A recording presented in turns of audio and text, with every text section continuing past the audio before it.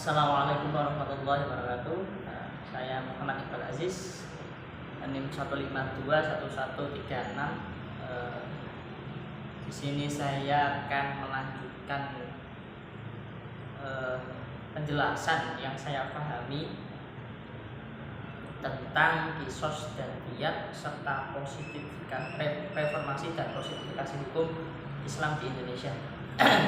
Yang pertama, saya yang pada video sebelumnya setelah menjelaskan yang saya pahami tentang hudud dan ta'zir, sekarang saya akan sedikit membahas tentang kisos dan diyat yang saya pahami dari perkuliahan Filipina yang kemarin, minggu-minggu kemarin. Yang pertama ialah kisos. Kisos itu secara bahasa dapat kita pahami yaitu mengikuti jejak. Itu merupakan artian kisos. Selanjutnya kisos itu dapat kita pahami dengan kesetaraan hukuman yang diberatkan atau hukuman yang ditimpakan pada pelaku perbuatan tersebut itu kesetaraan adanya kesetaraan bentuk kejahatan. Contohnya, jika membunuh ya dibalas dengan membunuh, memotong tangan dengan memotong dengan memotong. Seperti itulah kisos. Kisos itu, perbedaan kisos dengan hudud itu apa? Kan sama-sama hukuman.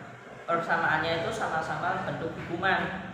Nah, kalau perbedaannya, kisos itu hukuman atas hak pribadi, hak orang individu, tetapi pelanggaran hak atas individu atau seseorang. Tetapi untuk kisos atau hudud itu pelanggaran hak kepada Allah Subhanahu wa taala. Itu perbedaannya. Selanjutnya, kisos di sini ada ketentuannya. Semisal contohnya tadi ada pembunuhan ini diperlakukan pada kisos pada pembunuhan secara sengaja, maka diperlakukan kisos. Untuk syarat kisos pada pembunuhan ialah yaitu pembunuhan sengaja itu yang pertama Islam. Yang pertama ialah orang yang dibunuh itu orang yang membunuh berakal, baligh, dan bukan orang tua yang dibunuh, dan tidak di bawah statusnya itu tidak di bawah orang yang dibunuh. Semisal kita Islam, yang dibunuh itu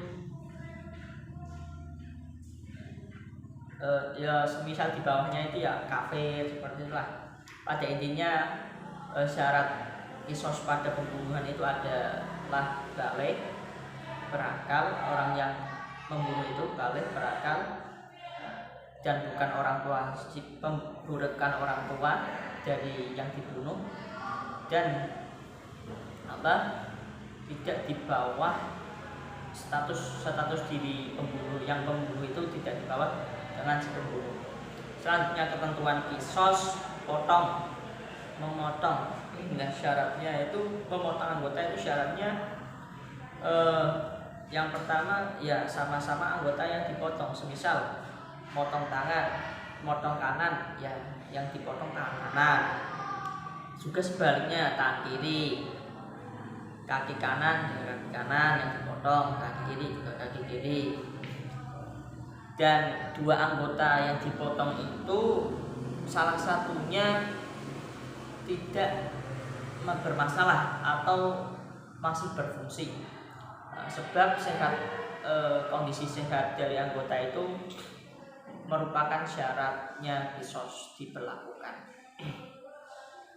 Kemudian diyat secara bahasa atau kita penjelasannya, pengertiannya ialah harta yang wajib dibayar sebab melukai atau melukai orang, baik nyawanya maupun anggota badan.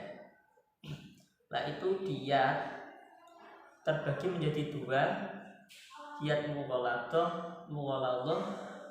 dan mukhafafah. Diyat mughaladah itu diyat berat. Diyat berat diperlakukan kepada seorang yang membunuh laki-laki secara beragama Islam secara sengaja, itu hukumannya diyat mughaladah. Diyat mughaladah ini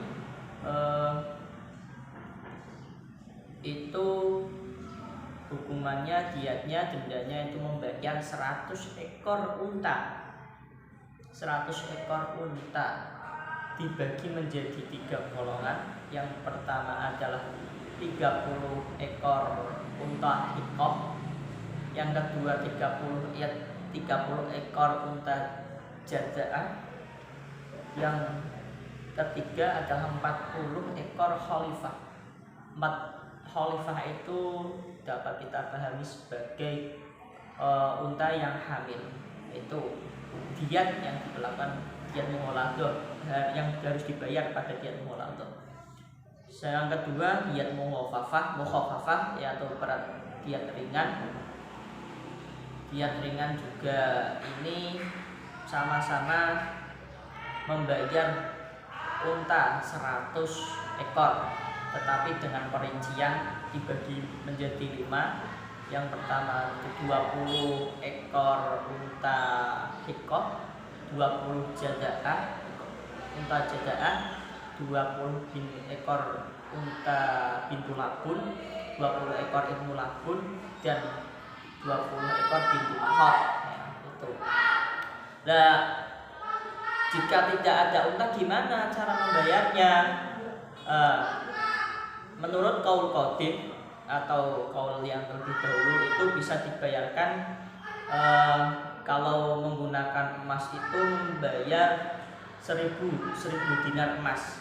Kalau perak itu kalau 12 dirham perak. Untuk kaul qadim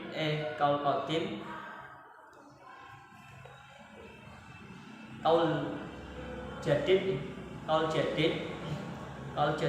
itu kalau tidak mempunyai unta bisa dibayarkan dengan seharga unta tersebut. Semisal 1 ekor unta harganya 20 juta dikali 100 sudah berapa gitu. Makanya itu dalam Islam seperti itu. Selanjutnya diyat khoto mughaladah yang dilakukan kesalahan yang berat. Yang pertama itu pembunuhan yang dilakukan di Mekah, di tanah haram yaitu Mekah. Yang kedua membunuh pada bulan-bulan haram. Bulan-bulan haram itu apa saja? Yaitu Dzulhijjah, Dzulqa'dah, Rajab, Muharram dan Rajab. Ada 4. Dzulqa'dah, Dzulhijjah, Muharram dan Rajab. Diyat yang kemudian diyat seorang wanita atau unsa. Unsa itu mempunyai atau dapat kita pahami mempunyai 2 alat kelamin. Nah di sini diyatnya itu setengah dari diyat laki-laki tadi. Kan laki-laki tadi adalah 100 ekor unta. Kalau wanita separuhnya yaitu 50 ekor unta. Dengan rincian 10 bintu mahot, 10 ekor unta bintu mahot, 10 ekor unta ibnu labun, 10 bintu labun, dan 10 hikoh dan 10 jada'ah. 50 ekor kalau yang melakukan perbuatannya itu wanita, separuh dari laki-laki 100, kalau wanita 50.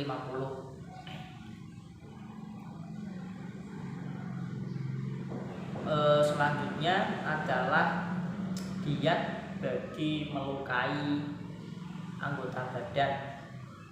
Diat ini diperlakukan dengan masing-masing anggota. Jadi kedua tangan itu masing-masing, kedua anggota ini masing-masing satu anggota ini 100 ekor unta.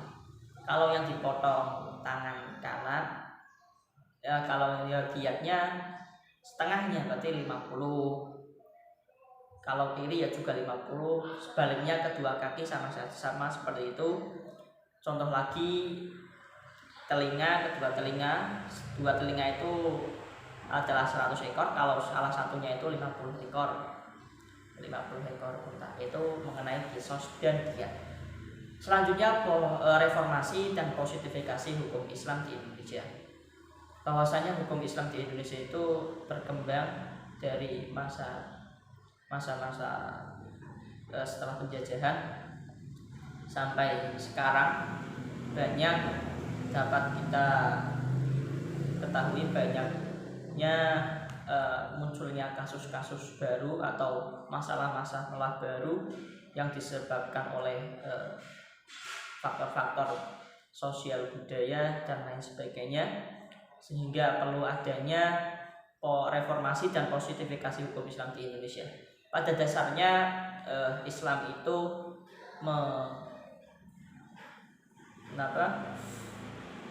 mempunyai konsep yaitu maqasid syariah, lebih mementingkan kemaslahatan dan menjauhi kemudharatan. Itu dalam Islam pada hakikatnya seperti itu. Nah, untuk itu reformasi dan positifikasi hukum Islam di Indonesia juga perlu dilakukan sesuai dengan kebutuhan, sesuai dengan masalah yang ada, mengimbangi atau sesuai dengan apa yang terjadi pada zaman ini. Contoh positifikasi dan reformasi hukum Islam di Indonesia seperti undang-undang tentang jatah ahli waris. Seorang ahli waris non-Islam dengan melalui syarat wajibah, bahwasannya kita ketahui orang selain Islam atau non-Islam itu dalam kitab-kitab fikih tidak mendapatkan warisan, tetapi di sini dipositivasi hukum Islam di Indonesia dan reformasi itu adanya undang-undang mengenai pembagian waris bagi non-Islam dengan syarat wajibah. Yang kedua contohnya adalah pernikahan beda agama yang dilegitimasi oleh MPR.